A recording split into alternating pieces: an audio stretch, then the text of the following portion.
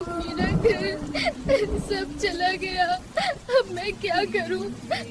बाबू तुम कहाँ हो? अकेली रह गई मैं। रो मत छोटी, हिम्मत रखो। मेहनत करने वालों की मदद जरूर होती है, सच।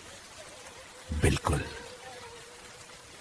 ये लो तिनका तैयार। वाह, बहुत बढ़िया है। शुक्रिया दोस्त, इससे घोंसला और मजबूत हो मैं जाएगा। ऊपर वाला हिस्सा पकड़ लेता हूँ, तुम लगा दो। हो गया। देखो कितना सुंदर तुम लग रहा है। सबकी मदद से ही धन्यवाद। बना।